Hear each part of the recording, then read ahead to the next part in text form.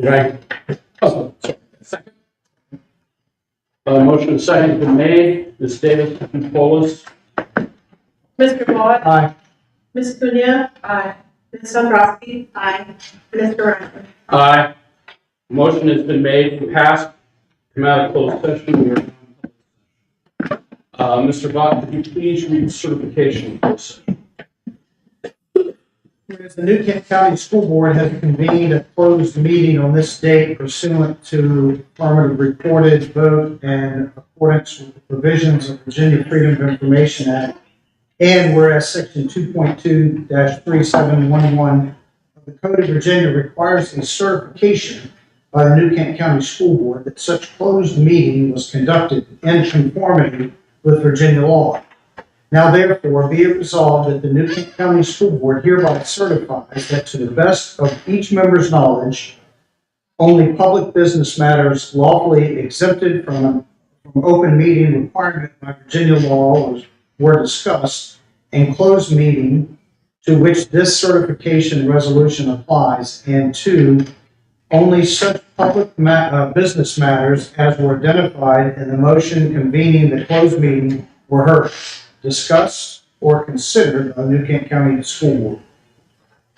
Do I hear a motion to approve the certification of the closed session? Motion has been made. Do I hear a second? Motion and a second has been made. Could you please poll us? Mr. Vaughn. Aye. Ms. Cunha. Aye. Ms. Dombrowski. Aye. Mr. Ryan. Aye. Motion has been passed. The closed session has been certified. Tonight, Mr. Pagano will not be attending the meeting. He's away and will be excused from the current meeting. Tonight, we have our citizen comment early. Do we have a list? Yes.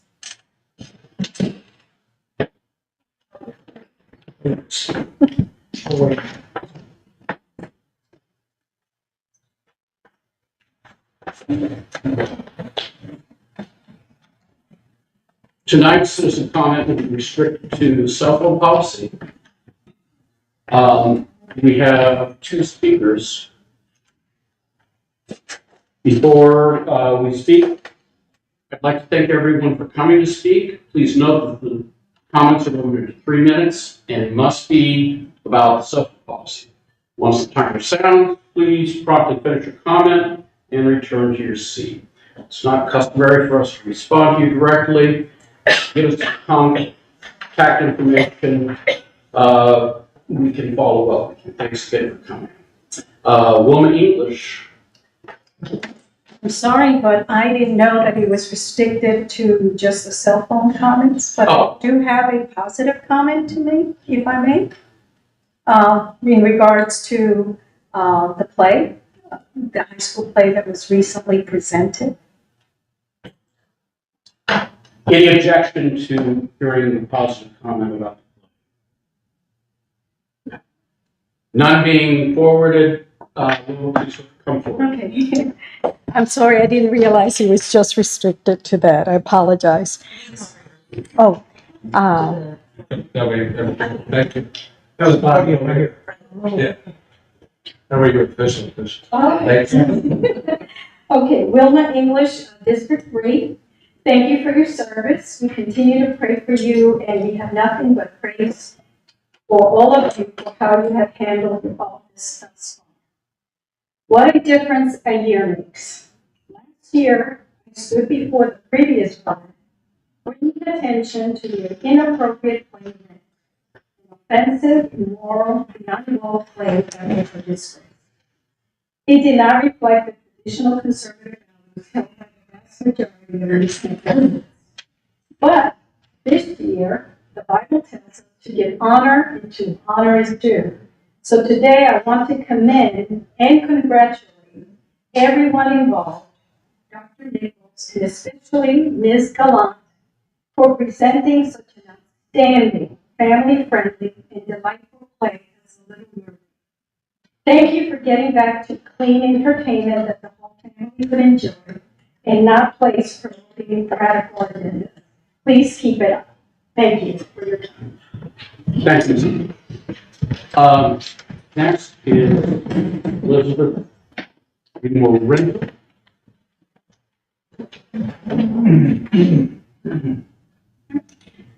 Board members, good evening. I'm Elizabeth Morin from Metro Newton County Public Schools. Thank you for the time tonight. I didn't grow up with a cell phone, and my elementary age children are not old enough to own a smartphone. But each generation grows up in a world that looks different than the generations that came before. I think we can all agree that we want students to pay attention in class. We don't want them on YouTube or passing paper notes or reading a book under their desk as I was trying to do when I was growing up. But I also think that policies have to be reasonable and realistic. So on the surface, as a parent, I'm aligned with the idea of restricting cell phones in school, as I believe we currently do in Newton County. I've considered the proposed policy as well as looked for robust data to support different approaches. And I haven't found enough evidence to support any one policy over another. So tonight I have a list of questions for the board. First, regarding the reasons for the policy review. Why is the cell phone policy being reviewed? What outcome is the board hoping to improve? How many cell phone violations have occurred this year? What about last year? And how does this compare to other types of violations we see in our schools? Is this policy update something that's being requested by teachers or parents or another group? When it comes to the recommended policy, is the cell phone policy that's being discussed tonight different than the policy that was supposed to be presented at the last school board meeting on May 6th? Mr. Vaught, you said that you didn't believe this policy had been thoroughly vetted. From my reading, it looks like it's the same policy tonight that was supposed to be reviewed 2 weeks ago, but if I'm wrong, please correct me. So if it is indeed the same policy, how has it been more thoroughly vetted over the last 2 weeks? And why is the board recommending a full school-wide ban versus a classroom ban? When it comes to the actual implementation of this new policy, do our teachers support the policy? Has the board considered any impact on workload for the teachers and or staff? How do we ensure privacy for students eligible for any exclusions for reasons including but not limited to medical or academic needs? And beyond entertainment purposes, do we have a full understanding of the legitimate reasons for which cell phones are being used by our students? And do we have a viable solution to replace the cell phone for these use cases? Finally, for the evaluation of the proposed policy, how will the effectiveness of whatever policy is approved be evaluated? What criteria will determine whether the policy is driving the desired outcome? It's a complicated topic, and so I urge the board to thoroughly consider all the matter from all viewpoints and use the most robust data available to ensure that we have the best possible policy for all Newton County students, teachers, and staff, and families. And so I have a long list of questions, and so I'll forward these by email following the meeting to the entire board and Ms. Davis, and I look forward to your response. Thank you. Thank you. That concludes the next item on the agenda is the first reading of the cell phone code of conduct review, cell phone first read. Central to provide for and monitor development of academic organizational behavior and social competency to ensure individual student success.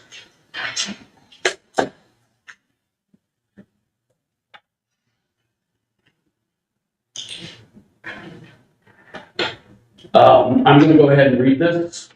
Use of personal cell phones, personal communication devices, and accessories such as earbuds or wireless headphones, hereinafter personal communication devices, are prohibited during instructional time and in instructional settings. Next.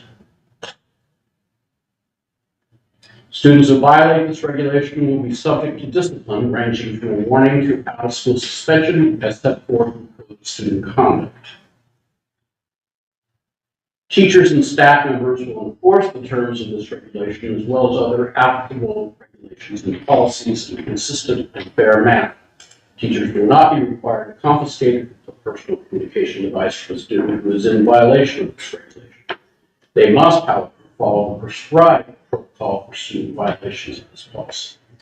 Teachers and staff members should clearly designate where in the instructional setting students should store personal communication devices. Any student who cannot store such a device in a personal backpack, bag, purse, or wallet.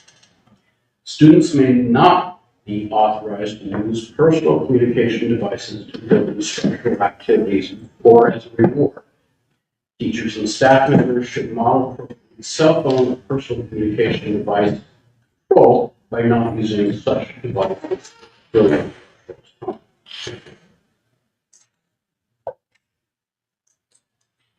that What Ms. Davis did for the board members and for the public, the full first read policy is linked in board docs. She pulled out the big pieces related to it. okay. Any comment? Any questions? Yes, Chairman, I'd like to make a motion to discuss the idea of providing a short survey to the teacher staff regarding cell phone policy issues. I recognize, Elena, and yes, she has a motion. Is there a second? Motion is second has been made. Any discussion about this? If I may begin, Yes. as an educator, many times decisions are made that impact teachers, primarily teachers would be impacted most by this policy. And I feel that it is fair to provide a short survey at least to get their input on cell phone policy. They may be able to provide insights, maybe strategies that we can provide as part of the policy. And I just think that it's important for us to have buy-in and explain why we're doing what we're doing. I think in the, when I was elected, I pledged to be transparent about all decisions that I was making, and I do not feel that I have enough information from stakeholders on this issue to make an informed decision and approve the policy as stated currently. Any other questions or response? Well, I agree with that. Chair recognizes Mr. Vada. Thank you. I agree with that, with the understanding that we need to consider internal and external sources, scientific data that has been provided to us or is available to us, as well as the policies that have passed in other school divisions, on success and or failure of those, not just the survey alone. Surveys can have the tendency to become popularity contests as opposed to informational avenues or informational pieces. And it's the responsibility of this board to gather as much information as we can to make informed and transparent decisions. So I'm in agreement with that as long as that is not a sole source for this policy going forward. Can you describe in what way the survey may be deemed to come up? In general, surveys can become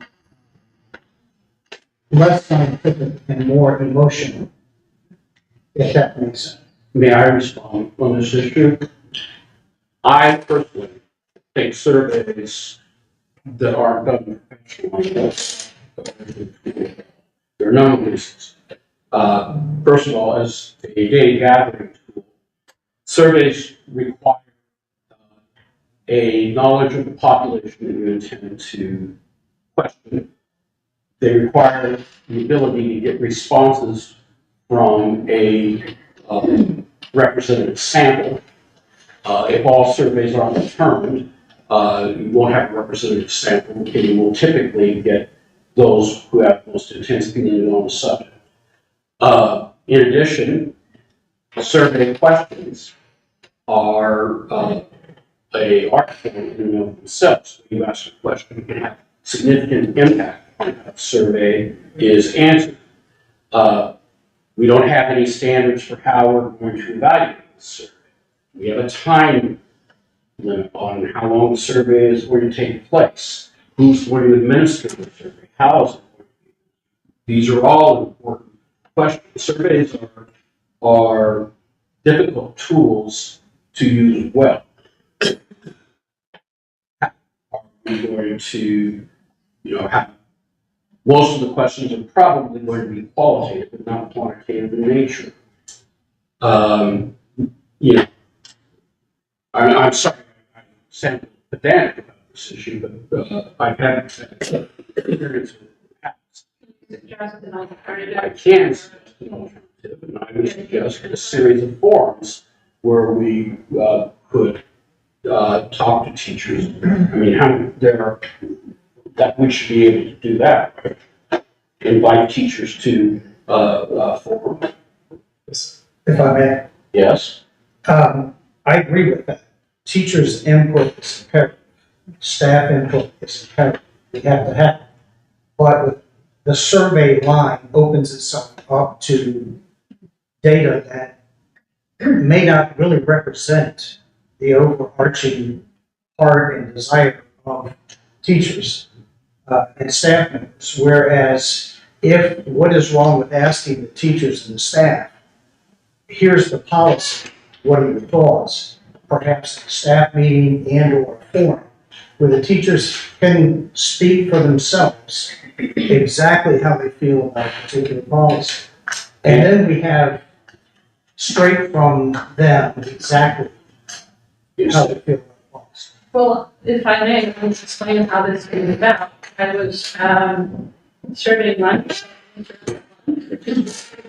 Week at Middle School, I had the opportunity to talk to them in that break while they were having their lunch, and they did share a lot of information with me. However, they said that it would be beneficial if they would receive a survey or something to their email where they could provide their feedback directly, so that in a timely fashion, so that we can get it back. I thought it would be a uniform way of reaching out to every teacher in the county and every school. And we could formulate the questions in such a way that they're open-ended, where the teacher can provide their own wording and opinion on the topic. Certainly there might be some multiple choice. We don't have to make it multiple choice for all of the above, none of the above, et cetera. But if we generate the question, wasn't so much a survey as trying to get input from the teachers in a timely fashion. It's very hard for us to reach everyone. It was just a suggestion. I think being able to send a survey opens up to everybody, whereas if we have one forum, that person can't make it.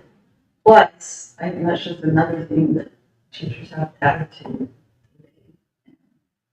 Okay. You know, it's a way for them to take care of it real quick at the computer. And an hour to, be valuable, but again, it's just taking work. Why not just forward the policy as we've read it here, presented it, and ask for their feedback in an email, rather than a survey. Surveys have a tendency, and can, in a legal forum, legal witness, if you would, and have the question asked, or determine what the outcome of the answer is going to be, how you ask the question. And let's take, this is the material, this is what we're looking at as a policy, what are your thoughts on it? Boom, we get the answer, we find out what they desire, or feel, or think, how they believe the policy is going to help them or hurt them, and we have that information. And then we can compile that with the external resources that we have, scientific data, as well as other policies. Yeah. And make it transparent, informed decision rather than a survey. That's my own thing. I think we're asking for the same thing, just two different mechanisms. I have a question for Dr. Nichols. Yes, Now, I know that you're reviewing the policy with the administrative staff. yes, sir. And that was face-to-face, right? Yes, sir. Were any teachers, have any of the administrative staff reached out to the teachers about this? I can get you that answer. I don't know that answer directly. I did also do this with teacher advisory, which is a cross-section of representatives from each school. So some work has been done in this area already. Yes, and those two things have occurred. Thank you. That means, I was just a question to find out if anything had been done. With that being said, if we do make this proposal, I want a clear deadline, so I don't want this to. So we have a motion on the table that we create a survey. Would you like to amend? I would like to remove the term survey and providing information for feedback. So, in Robert's rules, there is a way to vacate the current motion and replace it with another. May I just make one final comment regarding this? Teachers are very busy individuals, especially at this time of the year. And I would venture to say, with almost certainty, that those that take the time to answer whatever it is, whether it's a survey, however you want to call it, that actually willingly take the time to answer our questions or whatever we provide for them, are going to give honest and thoughtful responses that will be very valuable for us to have while we're evaluating what we're going to do with the policy. So I think that it's well worth it, but I also don't want it to become a cumbersome activity for them, where they might say, oh, you know what, this is too much, you know, it's already a policy, it's a draft, and so I was trying to find a way to make it engaging for them so that they would provide honest feedback, because I think it's very important. A policy is only going to be effective if it's enforced across the board. Yes. And there's buy-in, because from personal experience, having been a middle school teacher and having a cell phone policy in place, when some follow the policy and stick to it and others do not, it's a losing proposition. Because then it becomes this adversarial environment where one teacher enforces the policy and they, follow the protocol. Well, The one next to them doesn't, and so then the students start to pit teachers against each other, et cetera, et cetera. And it just becomes a cumbersome situation for everyone involved, and the buy-in goes away. so, I'm sorry, Yeah. you may. That's with any policy. Yes. That's not just applicable to what we do. And that's the administrative responsibility to enforce the policy. But I believe that we all are in one accord with the desire to hear the teachers' hearts and what they want from this policy or what they feel about this policy. I don't think there's any discrepancy in how we feel. I think, like I said, my thing is survey versus a simple question about what are your thoughts on the policy versus a survey, which, and to your point, in terms of time, would be far less time consuming to answer one question than multiple questions. And a survey, just what is your input? We desire your input on this policy prior to.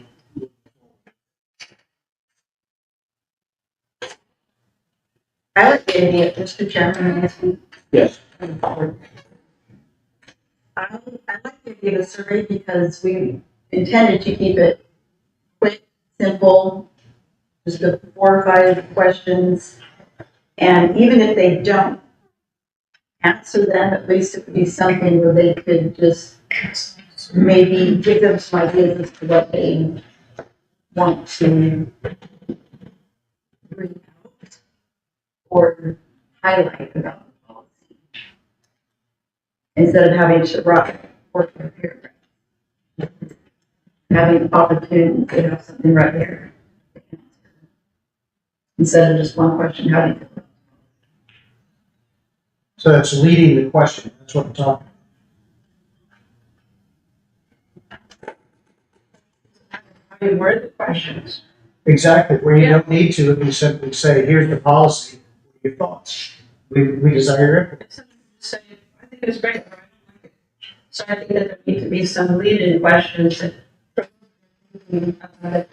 more guide them in a certain direction, which can possibly provide more input, more valuable input. Ask an open-ended question. So how Policy. are we gonna determine what the survey passes?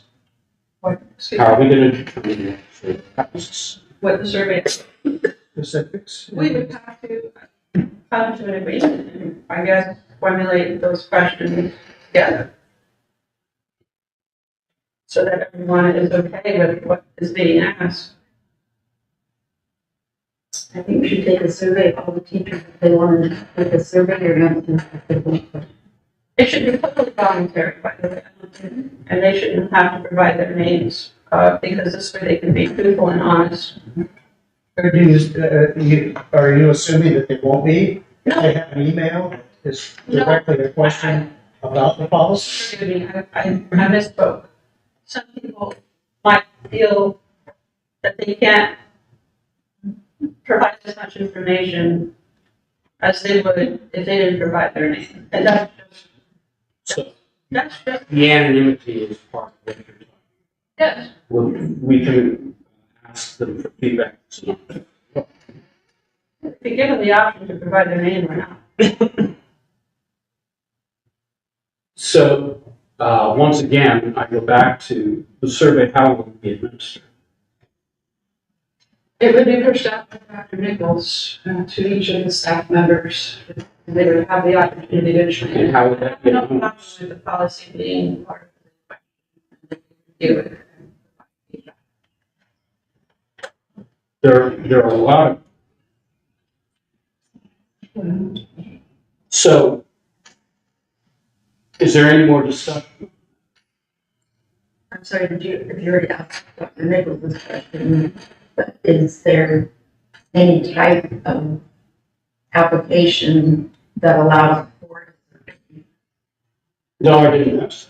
Would you like to? Application, survey monkey that would allow for you to push out these questions to the administrators where they can then push it out to the. Yes, there are several that we could utilize, both anonymous and not anonymous. Is there any way? And I can send them directly to the user groups. The technical answer is yes. Pushing something out is not an issue. And I'm assuming that you could push out a request to respond, to read the policy and then respond in freehand, Yes. anonymously as well. On the technical side, we can do any and all of that. We are absolutely able to do that. And also provide access to people to see answers in real time. What direction you go in. So the question of anonymity is with either method. Give them the option. They can say who they are or not, that's totally up to them. No, you were concerned first that if we asked them to read the policy and respond, that would violate anonymity. At least I thought. No, what, that wasn't the reason why I said the anonymity issue was not because of reading the policy. It was strictly so that people could feel more comfortable, perhaps, voicing their opinions. Sure. Contribution or what. Certainly anonymity would be. Yeah. Okay. Any more discussion? Any more questions? So, motion has been made and seconded. I am closing discussion toward that we, Mr. Robert, do you mind repeating the motion, sort of? yes. Motion has been made to create a survey and send it to the teachers concerning cell phone use policy. We will have to go into further details about how the survey is made if passed. So let's vote first on whether or not the board would like to design a survey and send it to the teachers for cell phone policy. Question, clarify. Say questionnaire. the survey makes you feel uncomfortable, can we change the wording to a questionnaire? It's not the word, it's not the term, that's semantics. It's, 5 questions leading whoever's taking the survey versus looking at a policy and asking an open-ended question about what are your thoughts about this policy? And making it very simple. So, it's not the terminology. It's the administration. So let's make it very clear what we're voting. The first vote that we're going to take right here is whether or not we design a multiple question survey that, not an open-ended question survey, a multiple question survey that the teachers would respond to with canned answers, right? That's what you have in mind. Please describe the survey that you did. So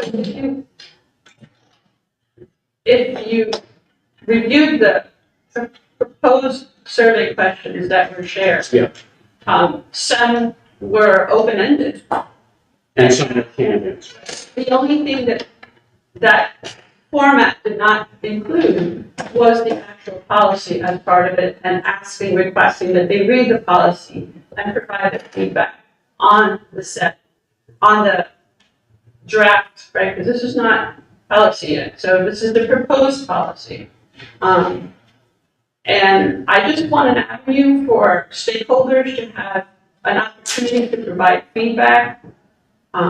Certainly we have to provide guardrails as to what our intention is with this policy and why we're doing what we're doing, and provide the evidence and the data that supports why we're doing what we're doing. But at the same time, having an avenue, especially for the most important stakeholders, which are teachers, because they are the ones in the building, let's face it, for the most part, that are going to be tasked with making sure that this policy is being followed. Now, I understand that administration has to do their part, but in numbers, in a school building, it's the teachers, in the hallways, in the classroom, in different learning environments. They primarily will be the ones responsible for making sure that this is successful. So in order for us to have buy-in, in order for there to be buy-in from all stakeholders, we need to be more transparent as to why we're doing this, provide the data and the evidence for why this is needed. And I have no problem with this. There's lots of evidence that supports limited use of cell phone during the instructional day. We already have a policy that mentions limited cell phone use during the instructional day. I'm just saying that we need to have more input so that there's more buy-in. And I don't think that's not the question. Everything that you just said, we've already talked about, and we agree. We all want feedback. Please, when we want to reopen debate, address me. I'm going to let this continue, but, we do. Yes. My apologies. What, Mr. Chair, you weren't the only one. I just. We have reopened debate. Mr. Vaughn, continue. So, we all agree.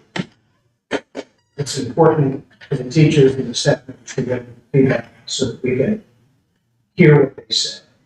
Following, though, your line of reasoning in terms of the stakeholders, given the scenario you presented, no policy that is on the books or no policy that we make or we come up with has any relevance or effectiveness. Because if it is not being enforced, I don't care if it's rules in the cafeteria or electronics, it has to be enforced.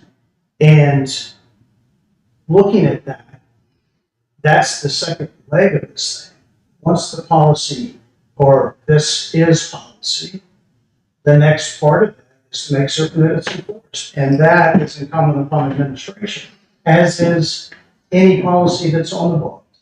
And that's not a question, that's a given. And if that doesn't happen, then we make changes to make it happen. question here is, boiled down, if I'm understanding it, is how do we get their input? We want it, yes, everybody agrees, we need it, yes, everyone agrees. Now, what mechanism do we institute or employ to get that? And that's where I think we're having the discussion. And I would, and if I may, I really do not like surveys. You're gonna get a no vote from me on a survey, period. Because I think they're very imperfect, oftentimes to bad decisions. Doesn't mean I don't want input from teachers and don't agree with some of your positions. I also think conflating two items. One is buy-in versus enforceability. They're I think they go hand in hand. I know you do. Yeah. I disagree. I think buy-in is part of it. It's not the only thing. Oftentimes policies fail because there isn't attention to consistent.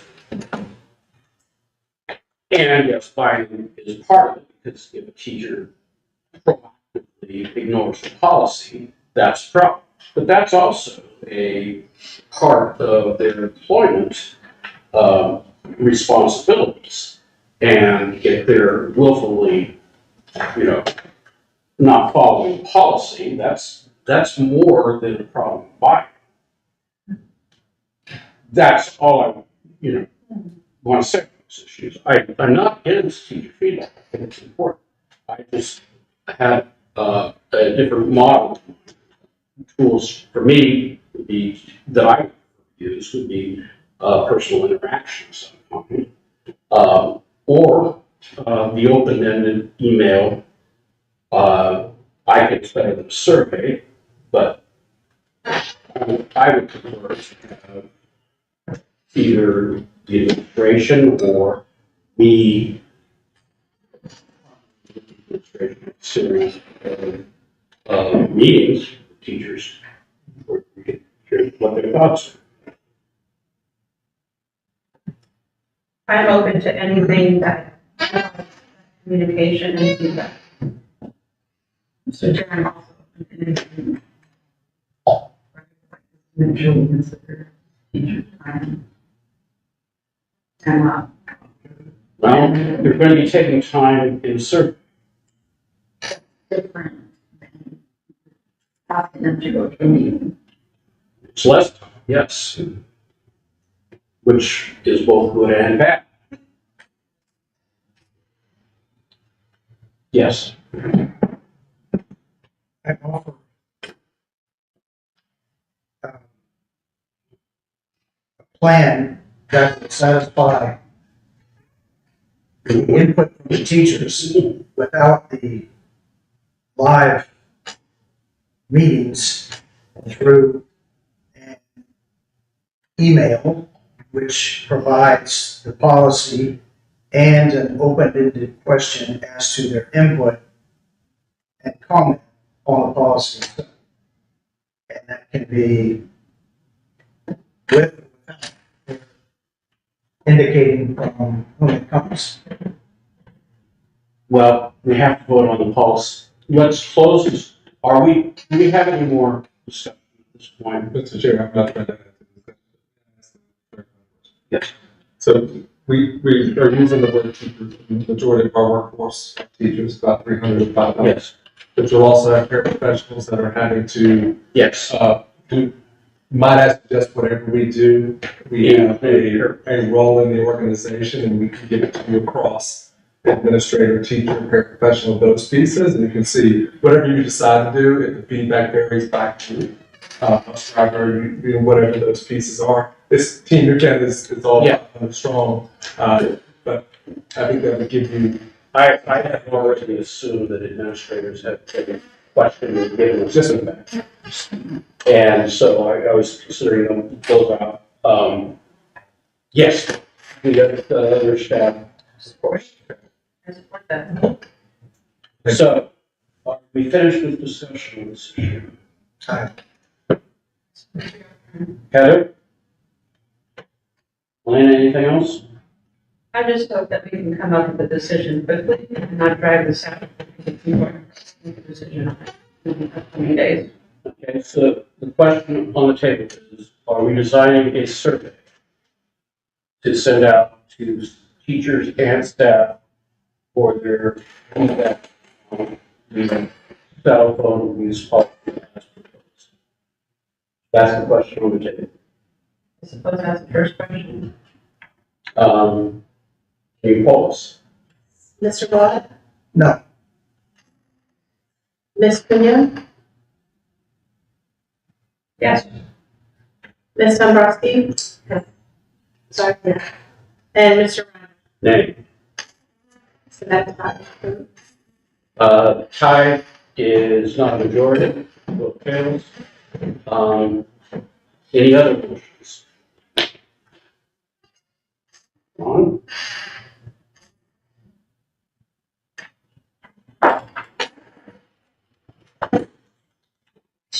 I make a motion that we provide a copy of the policy and an open-ended question with administrative and staff members'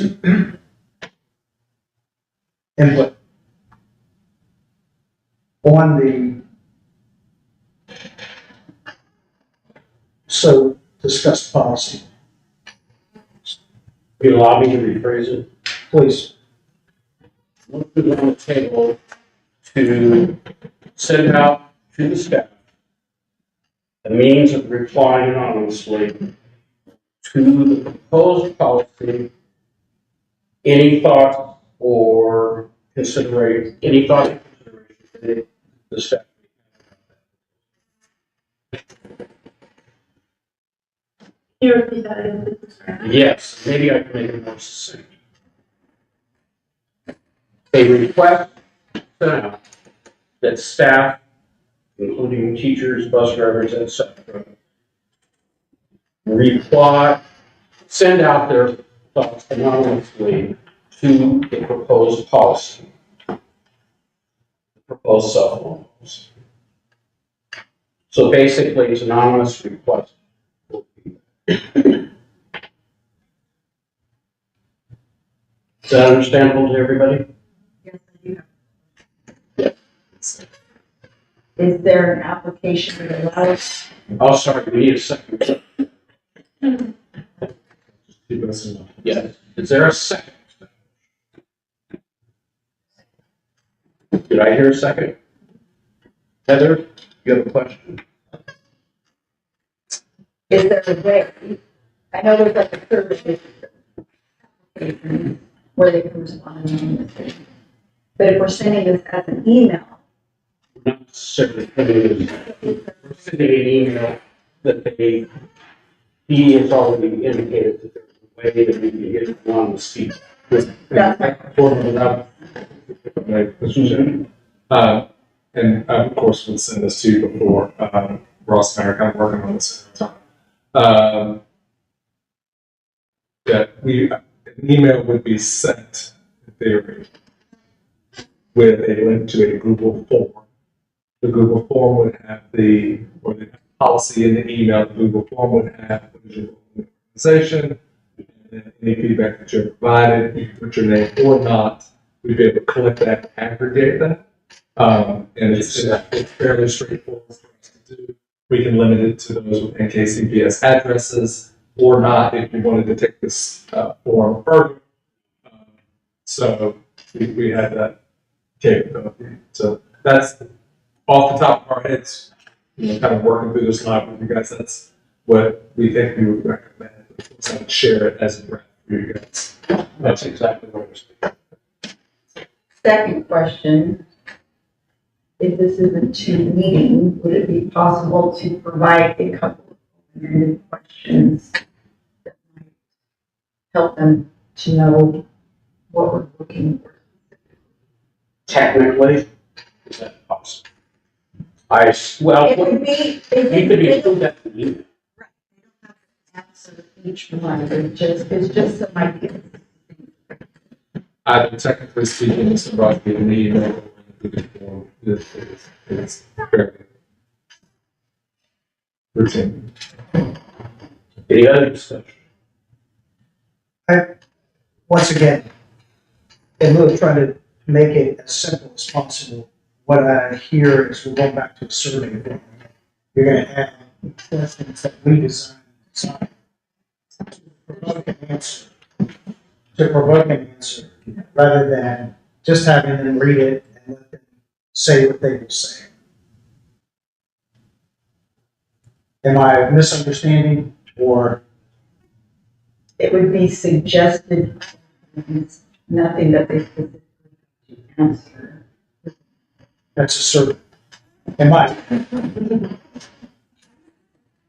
So that is not the proposal, but it is technically, that's not the proposal, but it's technically possible.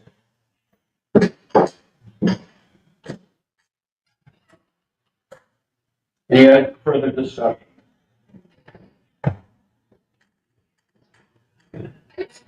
I am closing discussion. Motion on the table to provide a means of soliciting anonymous feedback on the cell phone policy. Could you please pause? Mr. Hall, Aye. Ms. Cunha? Aye. Ms. Dombrowski? Aye. Mr. Reimer? Aye. Motion is passed, 4-0. Any other motions?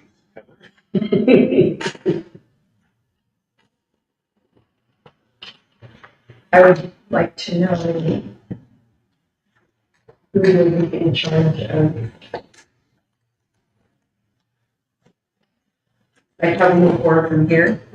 So, Is it Dr. Nichols? so we probably need to have a motion to direct Dr. Nichols to, what's that? Okay. Create the Google form? If you would like me to lead that, that's kind of, that's what we do, is we implement what the board wants us to do. Yes. So I'm okay.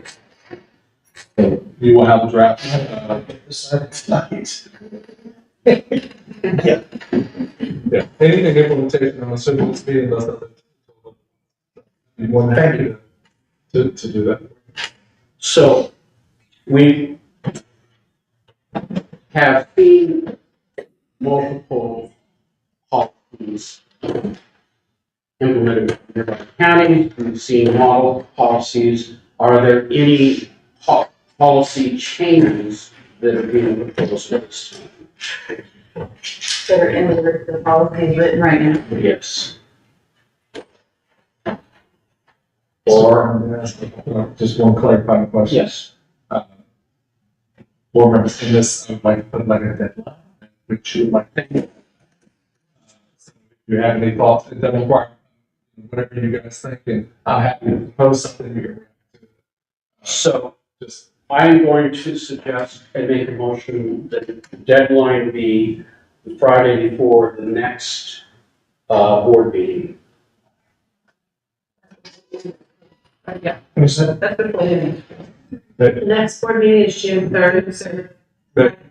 may I make a suggestion, Mr. Brown? Yes, you may. The June 3rd board meeting right now is intended to be the second reading of That's right. So if we're able to push this out by Wednesday, the 22nd, I see no reason we can't do that.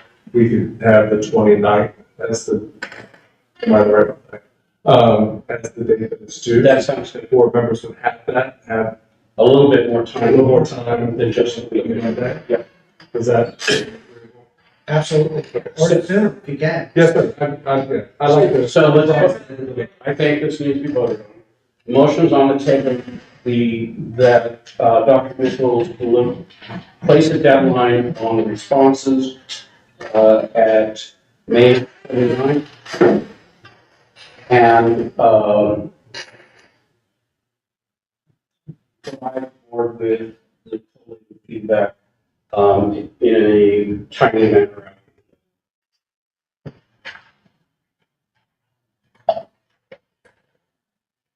Joanna? Oh, the motion's on the table. Motion's on the table, second, that the deadline for response be the 29th of May. Could you please poll us? Mr. Vaughn. Aye. Ms. Munoz. Ms. Nadrowski. Aye. Mr. Ryan. Aye. Okay, now, back to the policy itself. Are there any proposed amendments to the policy at this time?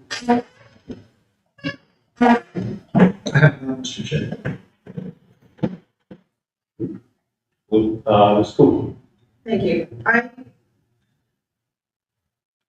I think it's too simple. I think that maybe we need to consider stratifying elementary, middle, high school, and how we look at each of the levels. As far as expectations and consequences. So there are two parts to this. The policy itself, there should be no phone during the instructional period, no inclusion. Right? Right. That, I think, should stand, because that's the intent. In terms of the enforcement, you're suggesting stratification by age group, right? Or are you actually suggesting different policies for different ages? Because it says code of conduct, but if you go to the code of conduct right now, it doesn't have what's needed. I know that will require additional work, and that's the second piece of this. So, in terms of enforcement, yes, we certainly have work to do. But the policy itself, I would prefer to be relatively simple because, the idea is that there should be no cell phone usage by the school during the day. So let's just entertain the idea for a moment, and I play devil's advocate a little bit because I'm trying to encompass all scenarios and possibilities. So, received an email from a parent stating that she has two young men at the high school level who have part-time jobs and have responsibilities. They're good students. They don't get into trouble. They generally use their cell phone appropriately. At the high school level, where students have jobs and responsibilities, while I agree that parents and students have to communicate with each other before school hours to plan ahead for certain things, there are things that sometimes maybe they have to communicate to their children. Granted, they can contact the school, and the message could be relayed to the student.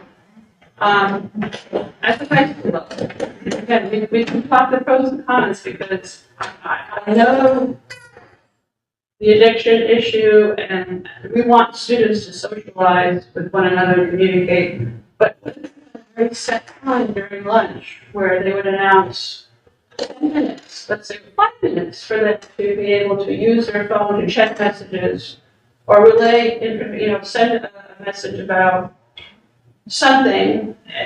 We limit the time, but allow them to have access for a limited time during lunch so that they can communicate possibly something. And then the announcement would be made perhaps, I don't know how it goes, right? They have to come up with how to do it. But I'm totally against a practice like that for a number of reasons. First of all, the whole idea is the phone should be out of sight, and once you start opening up exceptions like that, you're going to have more opportunity for infractions. And I think I don't think it's necessary. Chairman, I'll be right next. Yes, you do.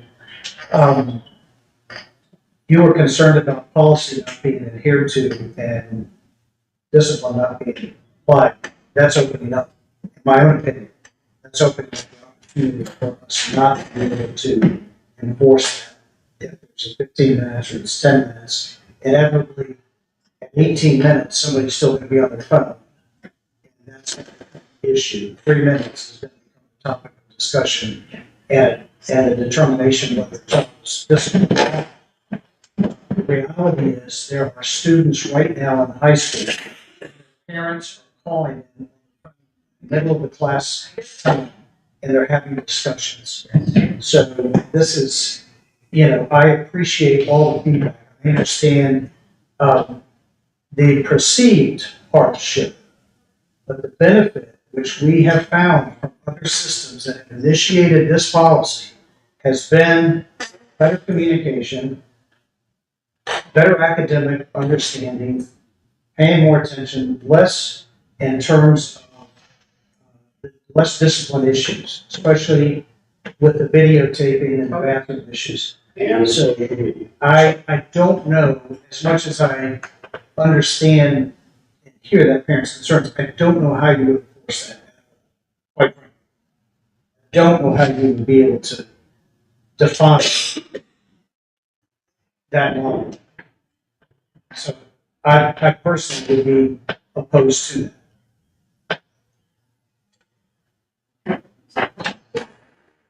Start to consider, we didn't have that arrived. And I have a son in the high school, and it's very convenient to be able to reach out to him at any time. And I usually reach out to him. I get both sides. It's like my daughter who suffered with anxiety, and so being able to just listen to her music on her phone was very helpful. So I know there's so many different scenarios where the phone can be beneficial. But yeah, how do we monitor that to make sure that everyone's being treated equally, and that the kids who are just using it for music aren't equated to the kids that are causing problems? I just don't know how this, this is apply. more powerful.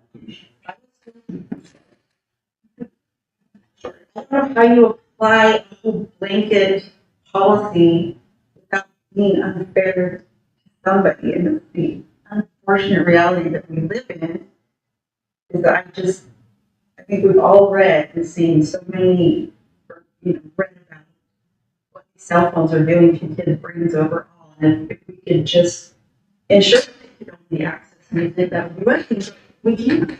I mean, there's so many other tools that they can access on there that are creating problems. So I would love to get a policy for every individual child that needs to just kind of pick on school. I know how to, and The other issue, May I respond? Sure. So this thing here is more powerful than the computer that existed when I was at the same age. It is a communication device that allows them to be connected to just about anything in the world. Because the cell, if you don't have restricted software on the child's phone, they can go out and hit anything. Including pornography, including, all the entertainment sites. You can't restrict it to just music. It's no longer a single device. It is a very powerful tool. Every tool this powerful can be very dangerously used. And children, in my view, don't have enough world experience and discipline to use it during the daytime in the school environment. It is a problem waiting to happen. And there's evidence borne out. Now, granted, most kids don't have enough knowledge about the way computers work to manipulate the device in all its potential ways. But there are some do, and they do it currently. And, we've seen incidents that we here in New Canton have videos in the bathroom. And if you allow, I can't see coming up with enough exceptions and being able to administer that. Being fair, well, having not, have everybody not using it is about as fair as you can get. I mean, the only other thing to consider, and I agree with everything that you're saying. The only other thing to consider is that we are in an information age. We are in a digital age. And at some point, I think there's been a lack of education for students knowing how to use these tools properly and for the right reasons. And that's part of the problem. You know, we put the cart before the horse in many instances, and technology is at a speed that we can't keep up with. Maybe that piece of it has been missing, where we have not educated students and even, let's say, the community enough on how to properly use that device, because as they're growing up, they're going to have those lessons, because when they graduate and then they go out into the workforce, now there are protocols more and more, even in the workforce, for when and where you can use your phone, and I think that that's wonderful. But it's a pervasive problem, right? People not using it in the environment where you're in. Just the other day, we were at the convocation on Friday for the cadets, and there were parents on their cell phones while people were giving speeches. And again, it's this lack of respect for the environment that you're in and the situation. When is it appropriate and when is it not appropriate to use the device? And so it's a real issue. Should we be viewing this in a different way as to how to educate ourselves, adults and children, on how to properly use these new devices that can be wonderful and make us more efficient and improve communication, while on the other hand, causing great detriment to especially adolescents who, as you point out, do not have the maturity to handle these devices oftentimes properly. So, Mayor? Yes. You're conflating two different issues. We're not parents, and the school is not their home.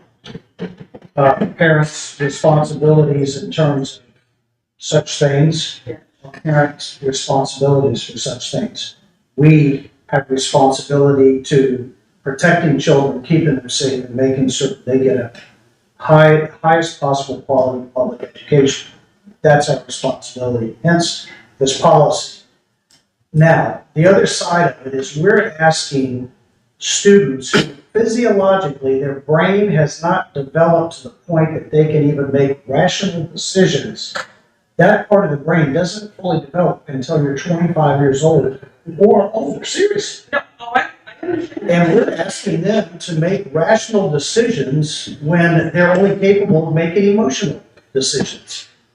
And that's why it's important that the adults in the room and the board of this school system puts forth policy that is very clear and succinct as to what is permitted and what is not, and seeing that the discipline is carried out when it is not, i.e. staff, teacher, student, whatever.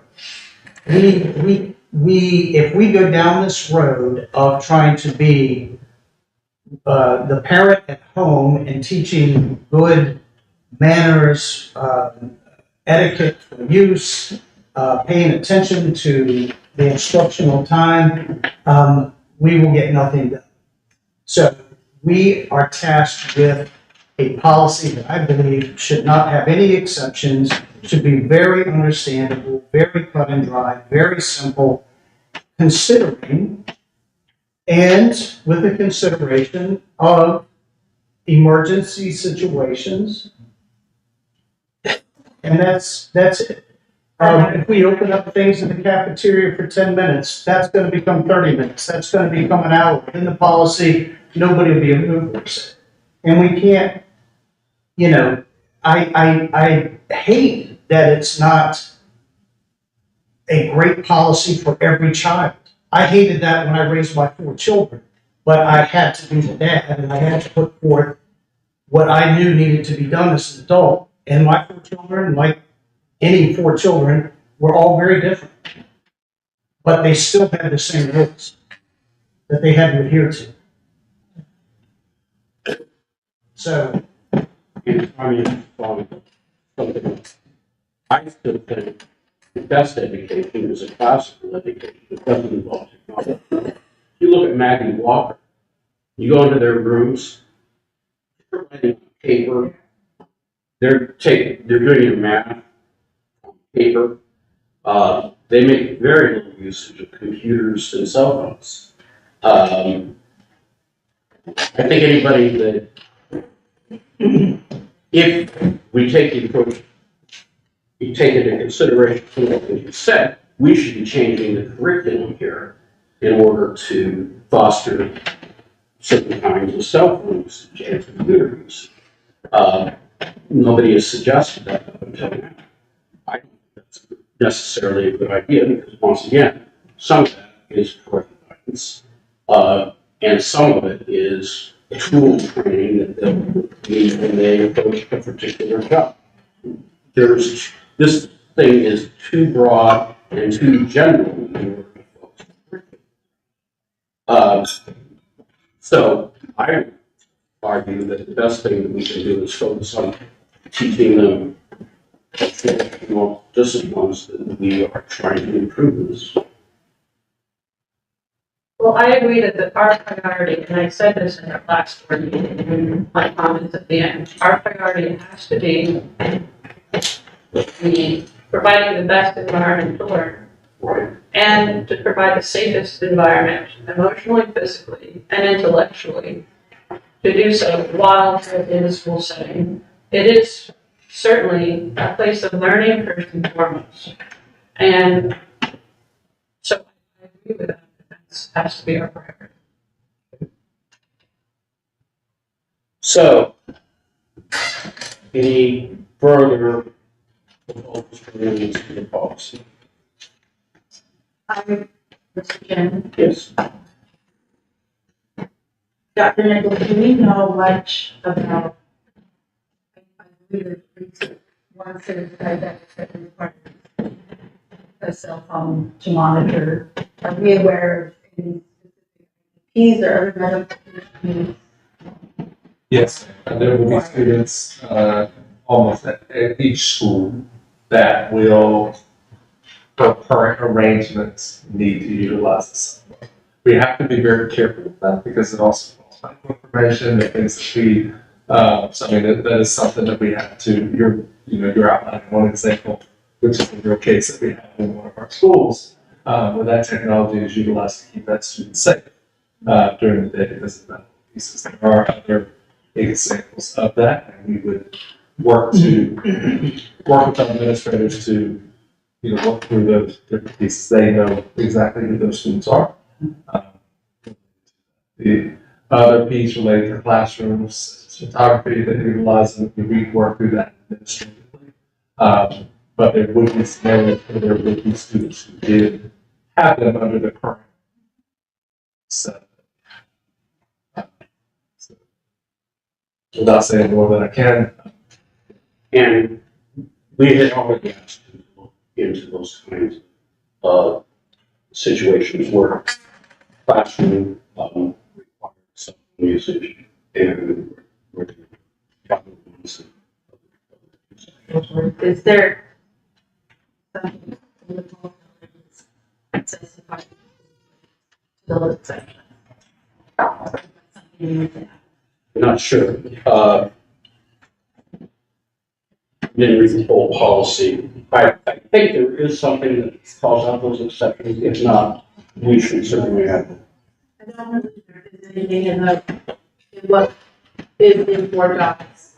In the policy itself, there doesn't need to be, but in the enforcement piece, there does. It doesn't have to be specified in the policy. Yes.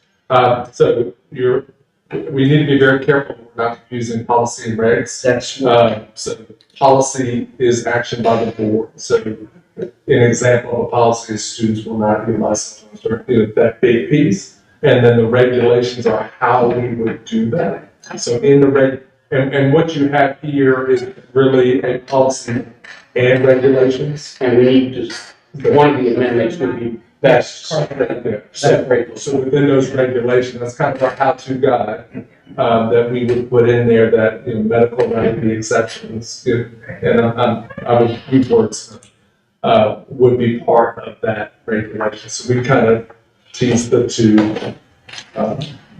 Regulations are also easier to modify. So as the board gets into this, and as hard as we try to think of every scenario, and we have new kids moving in every day that have new scenarios that we've never seen before.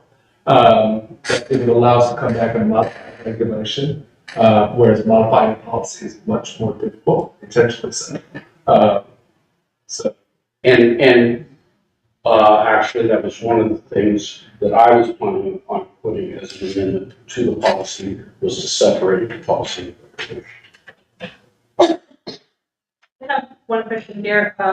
A1, it says if a student has a smartwatch and must always be placed on silent mode throughout the instructional day, even if it's on silent mode, you can still see an incoming message or on your smartphone, on your watch. I don't know enough about the watch technology to tell you. I just, as a smartwatch user, mine stays on silent, and that's what we access. I do believe there is a setting. Watch. I work with people a lot smarter than me. I think we can do that.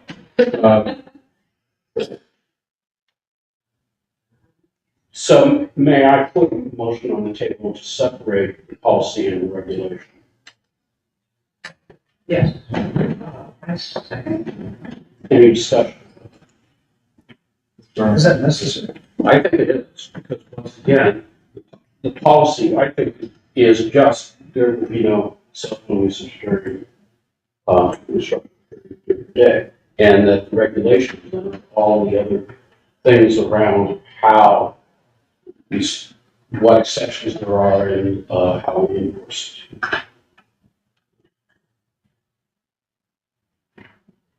You think it's not necessary?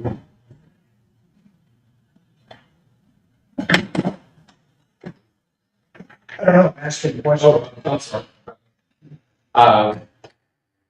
It would still be within one document, just start here and if the board wanted me to, I could take a stab at showing what it looked like. It would fundamentally, it would change. It would be separate. The policy itself, which is basically what we, and then housing. And there are things on here that we fixed, right? We don't have to get into that right now. What we should do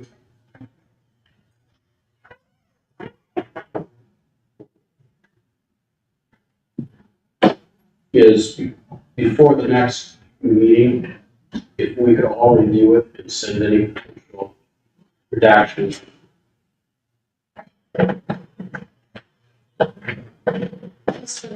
You would need to have that in before Wednesday, 24. before Wednesday the 29th at 10 a.m. in order for it to go, if you're gonna vote on it for a second reading. That's right. So any redactions would need to be before Wednesday the 29th at 10 a.m. So Tuesday night to help Joe. Mr. Chair, Yes. is the 29th also the same day that the deadline on the teacher survey? Yes, that's a good reason to move the deadline, because if we are going to make changes based upon the survey data, we will need to have it. Thank you. Can we have the survey deadline changed to 22nd? Board members, you had a draft of a cell phone feedback piece. So you have a first draft and send you shortly an email. So we could, with your guidance, be ready to roll tomorrow. And then it would be feasible to have them on the 22nd. So, 29.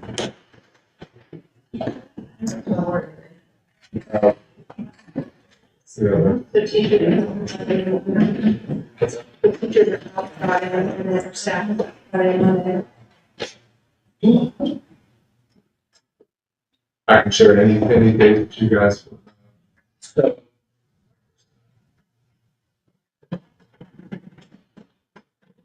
What is the deadline that you just mentioned? What was the deadline? That's when everything will be posted on the 29th. now we can make amendments, by motion.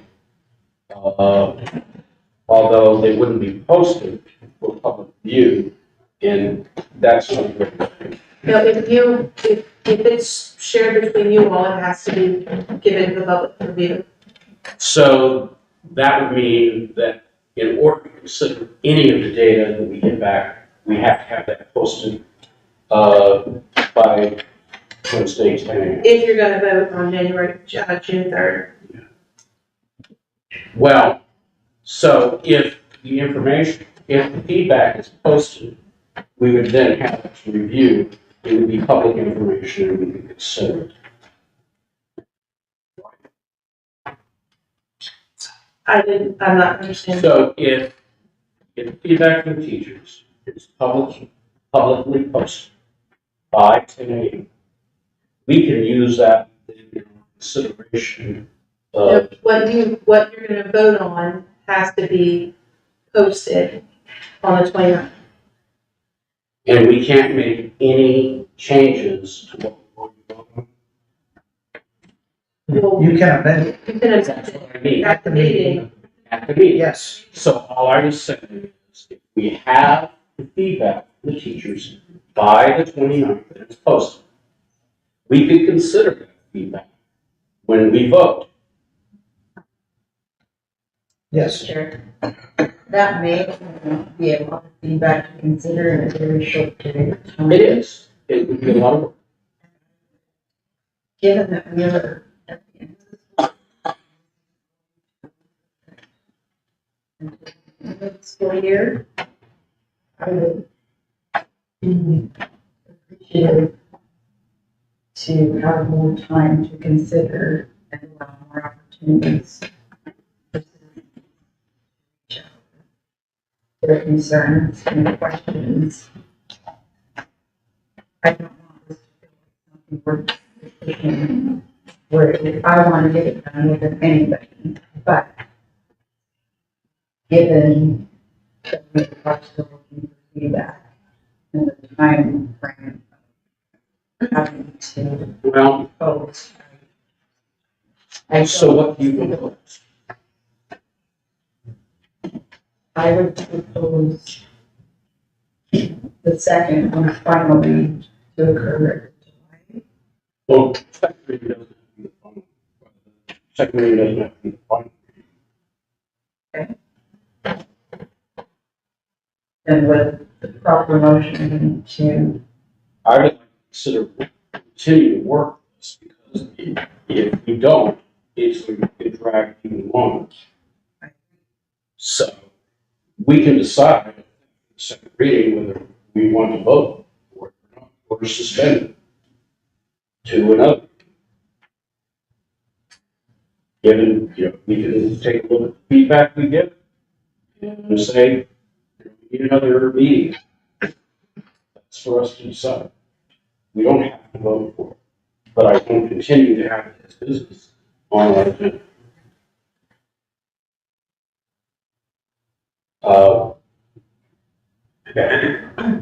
Is that fair? yeah, Given that, I'd still like to have the feedback, public review by our next meeting. by or before joining us. Yes. Now, that doesn't mean we have to consume all of it, but it will be then publicly available. And some of us will probably consume a lot of it. So when you say the feedback will be publicly available, so the teachers' comments will be made public. They will be anonymous. They will be anonymous, but they will be public. Yes. They have to be, well, do they? Well, why wouldn't they be? I would think we would want them to be. That's the whole point of transparency and having discourse and communication. Because then how can people reply or comment? Provide You additional. might suggest the teachers not. Hey, we're chasing a tail with people. I don't understand why we had it prepared. We have the date set, the questionnaire to go out and a read. Why now are we at the 11th hour making a decision tonight to make this happen? I would say we don't need tonight until we discuss it, fully vet it, and make a decision. So if you want to stay here till 12 on it, I don't think we need to drag this out any longer and continue to ask the same questions and get the same feedback. So I'm in, let's do it. Whatever it is that isn't right, let's fix it right now. Let's get the ball rolling. We know the policy, we know what needs to be done. We've discussed one of the primary, maybe the only issue with it was carving out in regulations the medical piece for students who have medical conditions. It might be in regulations, it's already. In regulations, and that has little to do with the policy that we're discussing. So I don't want to leave tonight until we have figured out something to do and moving forward with this policy as it is. Or if you want to vote on it, then we vote on tabling it and starting all over, however you want to look at it. But I think we're making this far more complicated than it needs to be. So what's your motion, that we make all redactions? Yes, absolutely. Whatever needs to be done, let's stay here and let's get it done. Well, then we'll need to read the whole thing. Well, first of all, that's the motion on the table. We need to have a discussion and a second. Is there a second on Ron's motion? If we have some feedback that we haven't even considered. And we have it. We can consider it tonight. We have it right here, right now. That's why he did it. Yeah. So I've got a copy of it. All right, let's pull it out. We can Just a second, let's. So we are currently having a discussion about how to proceed on this. Ron has the motion on the table. I believe your motion is to begin redaction of the policy. yes. Okay. Is there a second? We should begin redacting the policy. I just ask for clarification. We have to have a second, as we know, we can have clarification. Is there a second?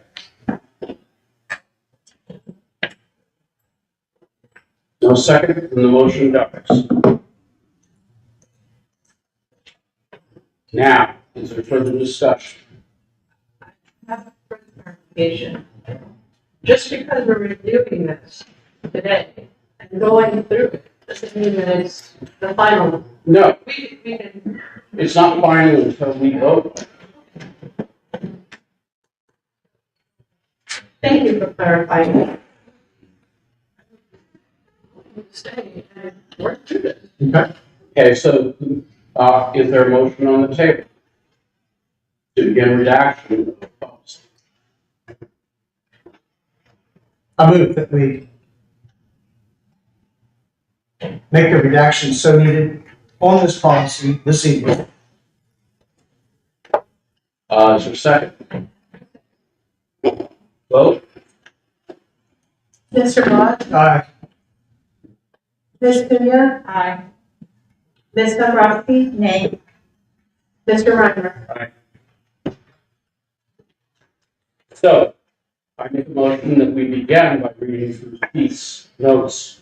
And those, item by. Is there a second? Well. Okay. You have a question about what the notes are. He sent an email in,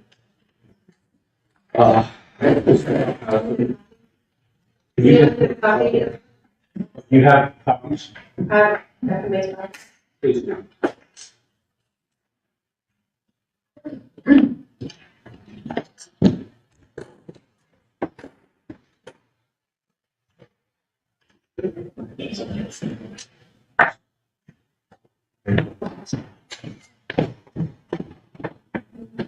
We didn't see Dr. Nichols, the Google form, that you look on there. Yes.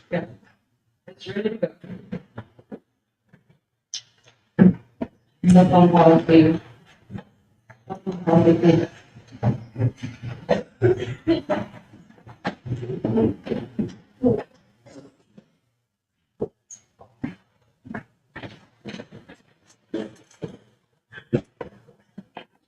Do we have, is she gonna make a full copy of the policy itself? He's gonna make- Case letter. He's, We should probably,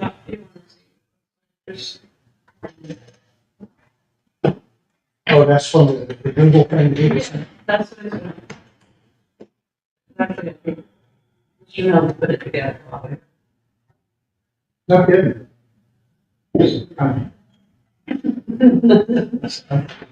Going on.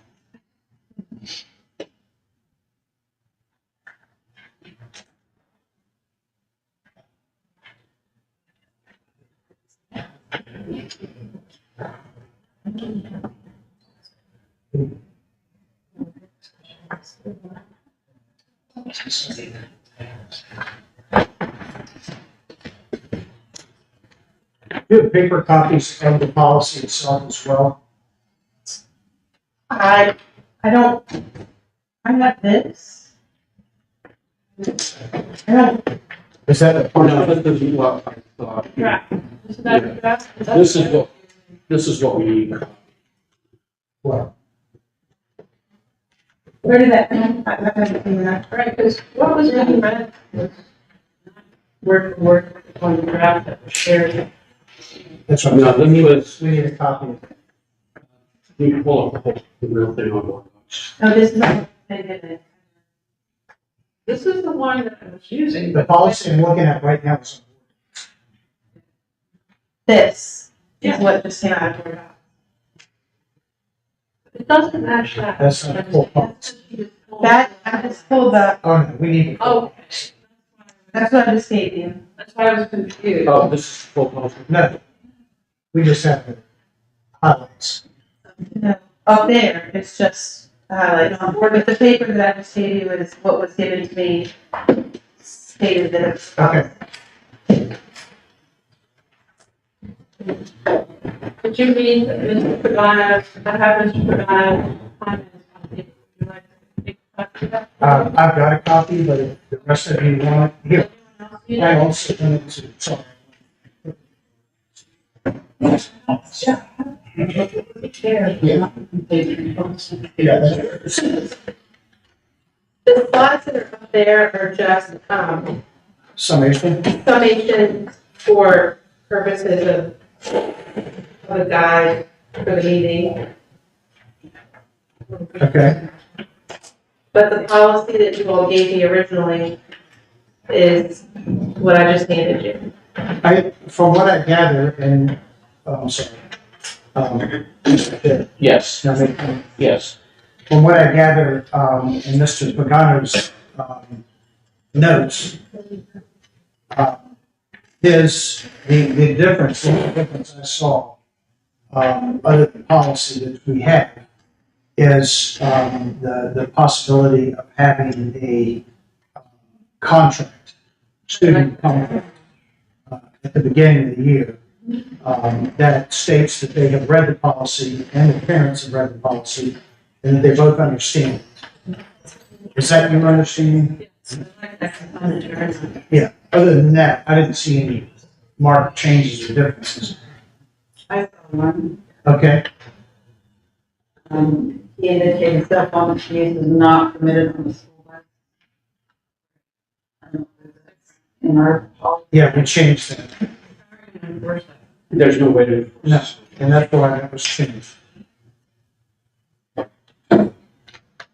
I also like that he brings it up. This is piecemeal, so we have to. Right.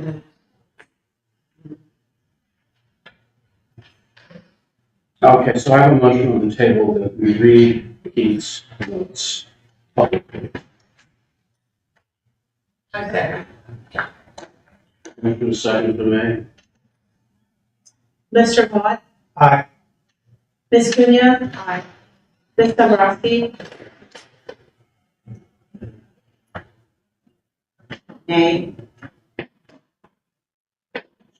and Mr. Aye. Motion's passed 3-1. I'm sorry, that motion was just to read the comments. Yes, public.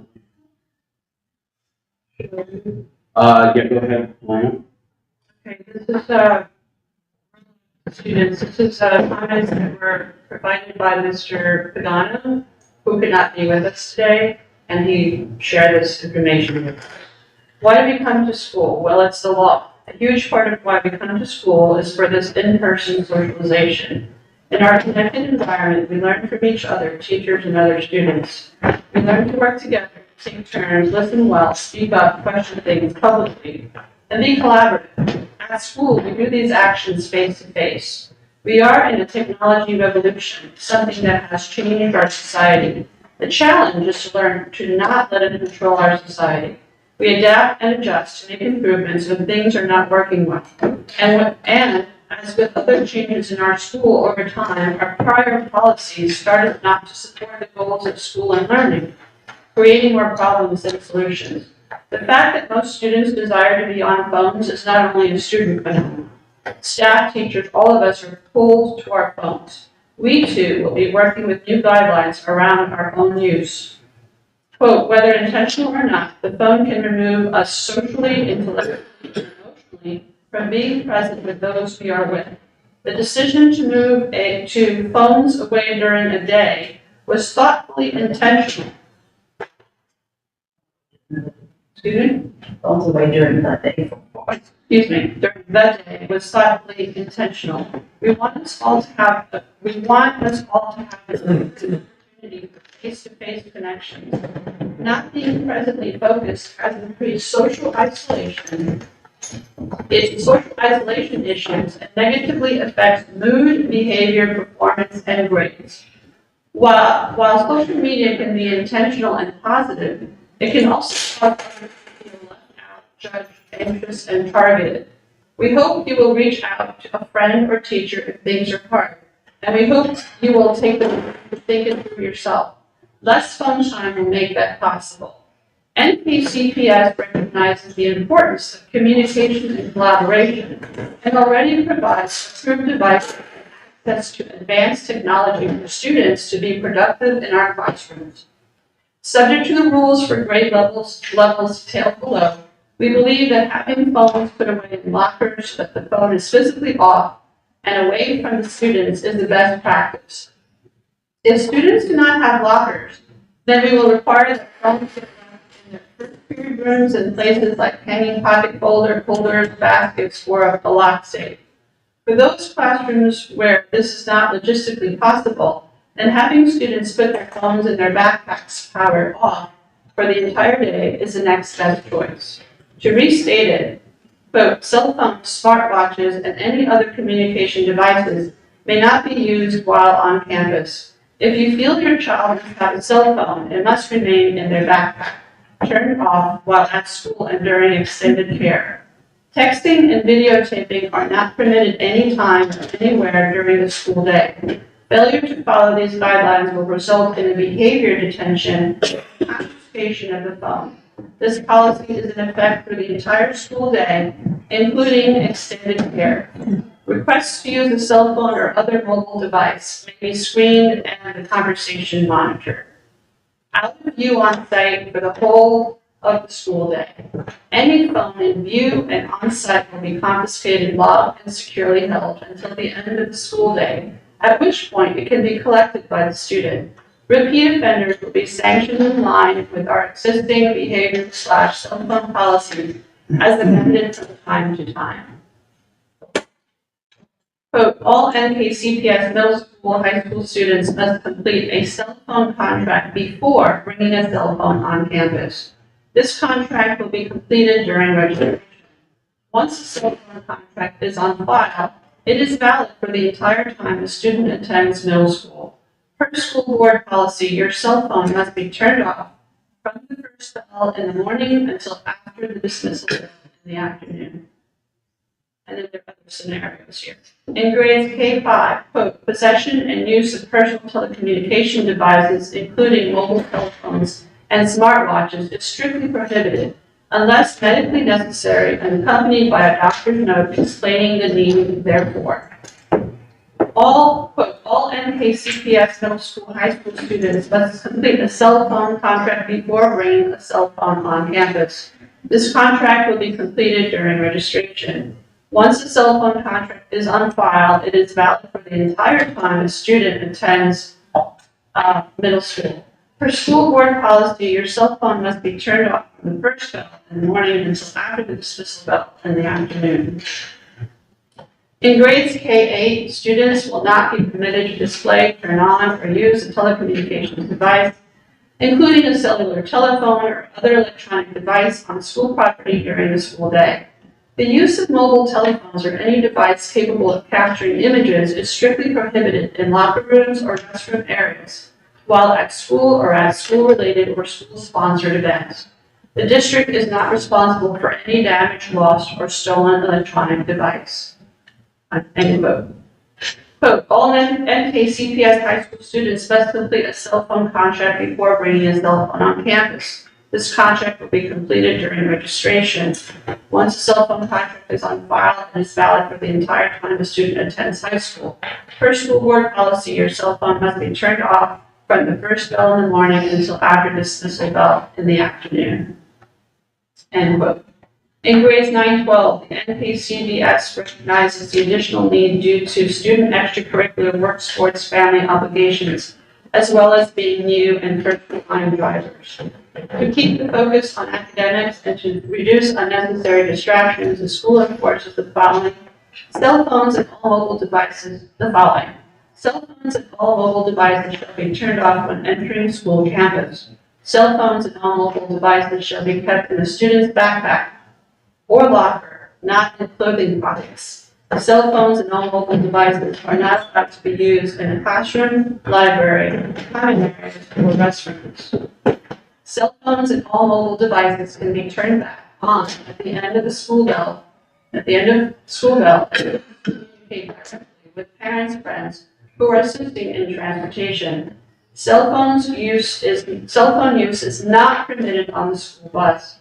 Cell phones and mobile devices are not allowed to be used during transition times or between classes or at lunch. If a student needs to make an emergency call during the day, they may ask for a limited hall pass from the teacher or they are to come up to the office. And then there's a section labeled consequences. Note, we also have the technology in the building to actually see what phones are on our network, and you consent to such access. Students who forget are warned the first time, and immediate compliance and storage of the phone device is required and expected. We tell students that if they legitimately forget to turn in their phone, they can bring it to an adult at any time during the day to turn it in, no questions asked. However, if we discover them using a phone during the day without permission, we call home and a cell phone may not be brought back to school for 2 weeks. We have a strict policy if they don't abide by the rules. First time we take the phone and they can get it at the end of the day and parents are notified. Second time, they can't bring the phone back on campus for 2 weeks. After a legitimate warning, A first offense infraction will result in a device or devices will be taken to the front office for the remainder of the day and may be picked up when a student is ready to leave school.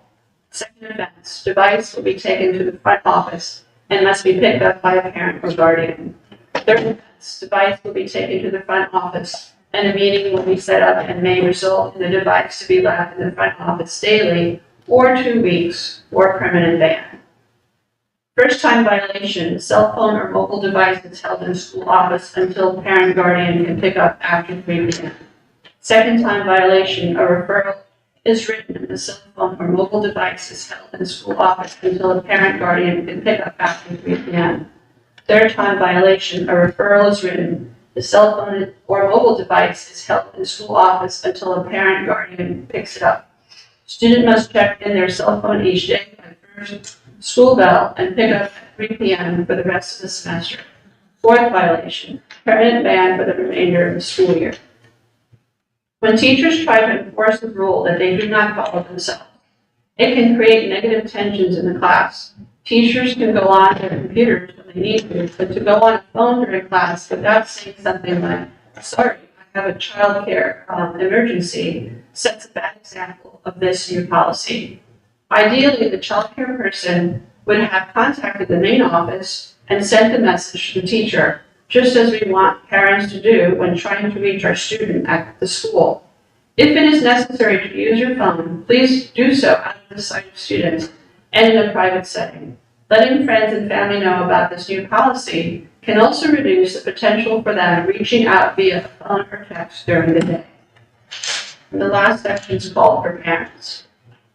How about doing a pledge to call the main office if I need to reach my child during the day as a way to foster the many strengths? Here are some points to include in the pledge. I can support improved executive functioning and planning skills, skills that adolescents work hard and struggle to develop naturally by proactively thinking of issues and events that require parent support, such as pickup, preparing lunch, appointments, or activities in advance of school drop-off. Make a list and reconfirm in the morning before students are off to school. If a student needs to reach a parent during the day, then the skill of going to the office to ask to use the phone provides them with another opportunity to connect with the staff community. There are incredible administrative staff and many students that never meet any of them because they are so dialed into their phones. Students are to make arrangements to go to friends' home before they arrive that day. And that is all that Mr. Godin offered. Thank you. That's all?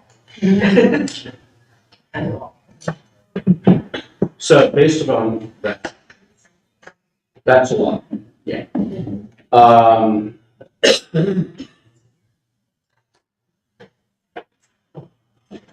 The pieces addressed, if I may, three pieces. Policy itself, regulations around policy. This section, I don't want to deal with code of conduct.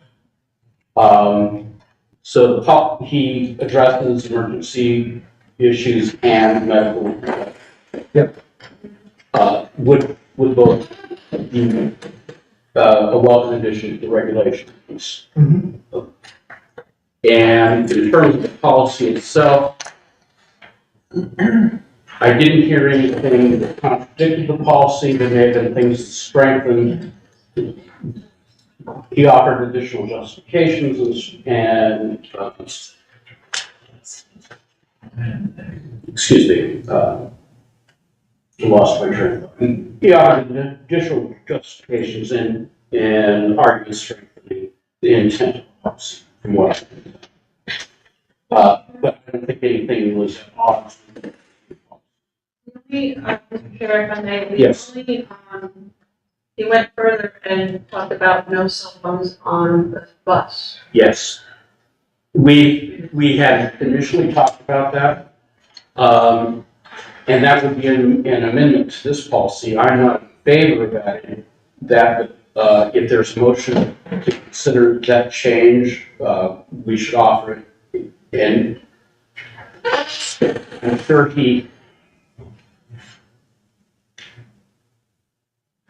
I'm not going to offer a motion to make that change. I'm willing to hear a motion to make that change. That's very hard to enforce. I think that, once we look at it.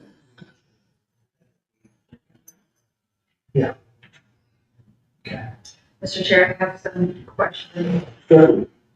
A couple places you mentioned extended care. Yes. Is that after school care? And is really that information? So I think that needs clarification, and until there is clarification, I would not be willing to amend the policy to address that. Is there a motion, any other motion on I do have another question. that? Certainly. One place he indicated that any phone view will be confiscated. In another place, he indicated that there would be a warrant. So, once again, that has to do with code of conduct, and I would prefer to defer that as a separate exercise. And Mr. Cochran needs to be involved in code of conduct with that exercise as well. And, I'm willing to take a motion to go deeper into code of conduct at this time, but I think that's Was, Mr. Chair, yes. you said there were grammatical errors, issues with the policy. Yeah, I think that's why we opened this up to get those changes made. Right, so, let's see here. On the, okay, so let's say, A3, second paragraph. The school division shall be responsible for students damaged, missing, or not forgiving, that's enforceable legally. Okay, number 5, students retain sole responsibility for personal communication devices while attending school or school-sponsored events as long as they, not the, is outlined policy. And then in B, Let me catch up here to this policy, student policy. as they adhere to this outline policy. Did you get that, Joanna? In B, under discipline of students, and again, I think this is now, this is good conduct. So, yes, well, unless there's a typo. Yeah, let's go ahead. Okay, so, second sentence, under B, students may also be prohibited from having any, it says person cell phone, it should say personal Yes. communication device. Any other typo, Joanna? That I found.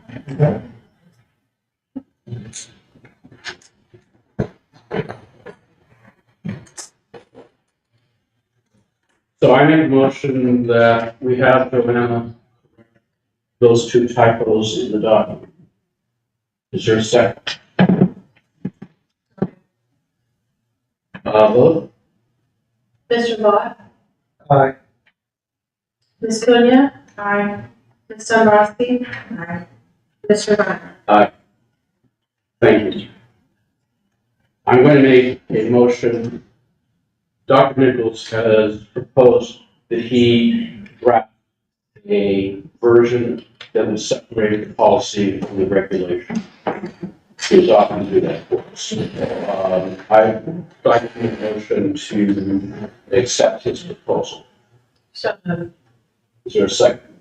Oh, okay. Is there a second? Second. Vote? Sure. It could not be adopted.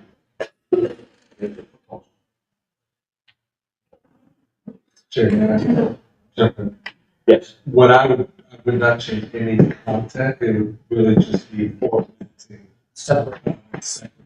There'd be no changes to any, I would just designate policy and where the break starts, just so there's a, yeah, And I think that would be helpful for us moving forward too. No content would be changed, but I don't want that the content would not be changed, so can we not delay the feedback going out? No, we will not, we'll send out this as is. Just for the clarification. And this would be a redaction that we would adopt if we accept it. Yes, sir. Got it, one more. So there's been, Oh, then you go, sorry. there has been a motion and a second. We have a vote. Mr. Vaught, Aye. Ms. Cunha. Aye. Ms. Dombrowski. Aye. Mr. Renner. Aye. Any other redactions that are proposed at this point?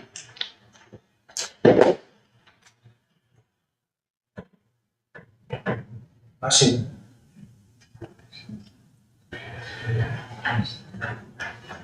Any further discussion on the other redactions?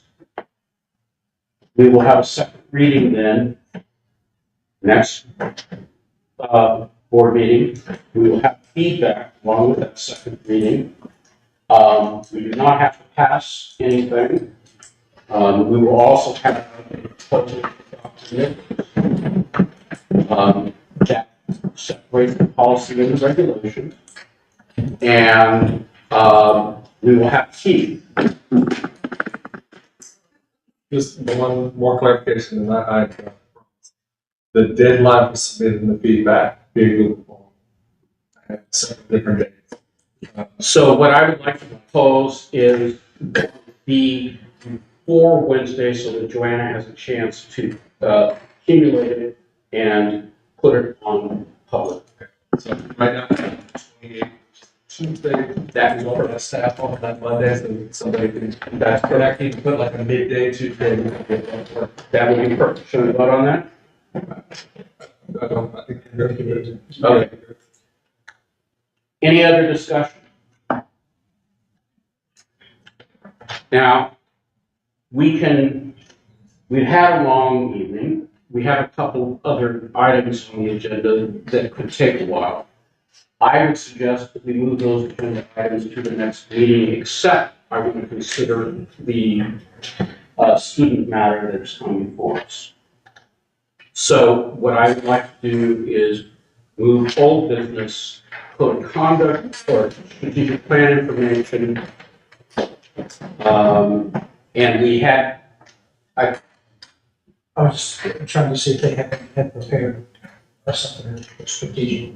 Okay. Well, I mean, Dr. Nick and his team All right. did. I do have to state where we're at with that. I don't think it's necessary. I would just like to move that agenda item to the next meeting. Let's vote on that. Is there, I move that we move that agenda item to the next meeting? There's a second. Joanna? Mr. Vaught, Aye.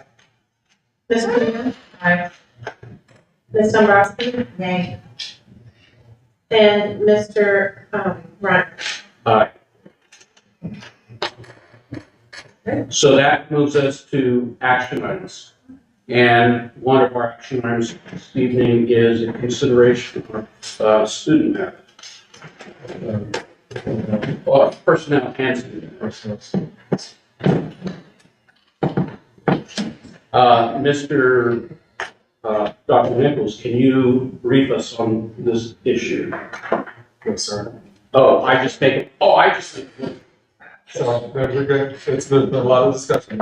So I move that we issue a certificate for the. So, There's a strip. I did this. You're good. It's, Yeah, what's the language? Summer 4.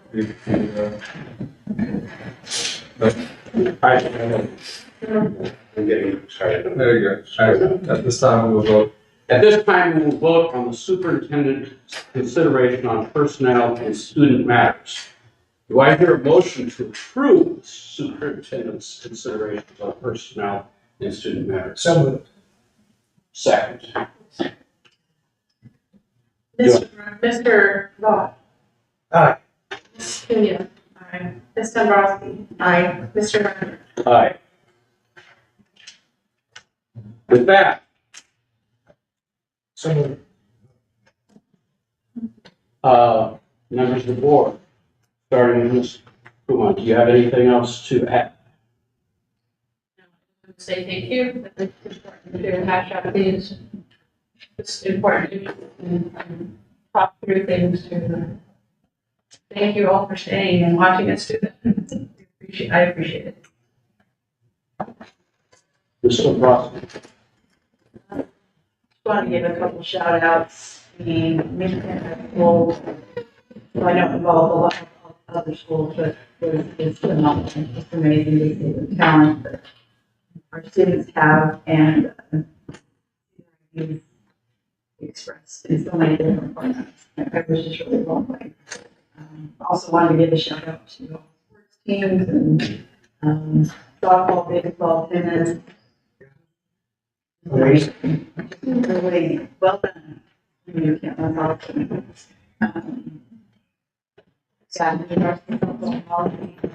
Complicated, but please know that we really just have the best interests of the students at heart and really true main focus of every school board.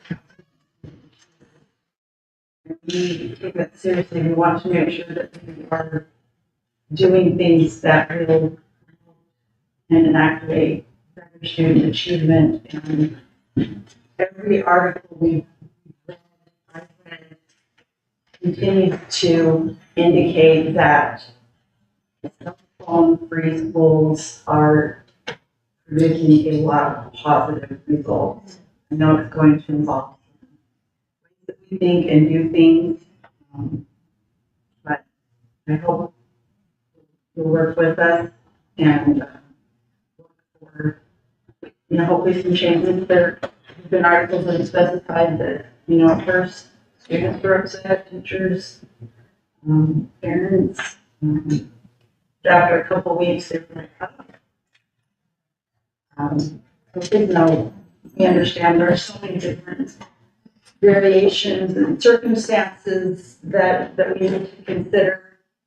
At the end of the day, unfortunately, we do have to apply to the majority of students. What?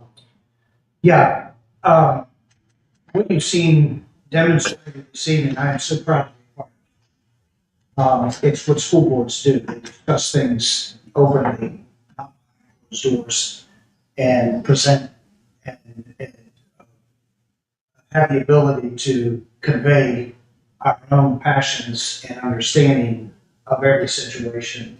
And I am honored to serve with this board, including Keith, who is not with us tonight, and to be a part of policy making as one of the facets of what we do. In terms of the information we have gathered, this isn't something that we just decided to do last week. We have studied this prior to even coming onto the board, many of us. And change is difficult. I don't care what it is. What we're finding and seeing with systems that have adopted a school board policy for communication devices, electronics that we are considering, the first 2 months was very rough and very rocky. Afterward, the students themselves, this is interesting, determined that they wish they would have had it happen sooner because they're once again communicating with each other and actually having conversations and building relationships in the school itself. So just know that, and we get it. There will be those who will not want this policy at all, just because 5 of us decided to adopt this policy, and they will not be in lockstep or have anything to do with us, the 5 of us, no matter what we do. We get it. That's fine. That's your prerogative. Can't tell you how to handle yourself. But I can tell you this board has a heart for the students, for the parents, for the citizens of New Kent, for the administration here, our superintendent, the staff, And education is paramount. We made a pledge that we would take a good school system and make it even better. That's what this is about. Thank you. Thank you all for sticking through this. I know when I've rough at times, I hope you, give us the grace that we're at least trying to work it out. I want to make a note. I attended a ceremony last week that, I think is important for the weekend, and I think you all should be aware of. We inaugurated a institution here. We have a Corps of Cadets from the Navy ROTC at this school, and they performed for us they performed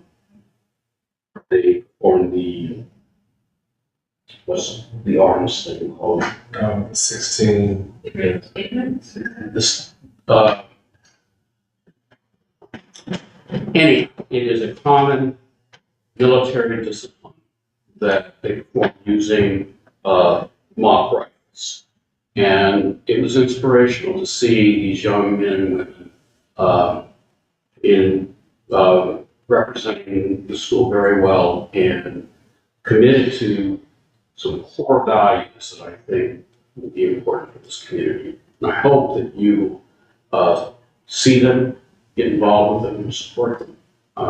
It was a very nice thing to see. And I was proud to be part of it. Thank you. And with that, I think, unless you, Superintendent, want to add anything? No, sir. I'm good. Thank you very much.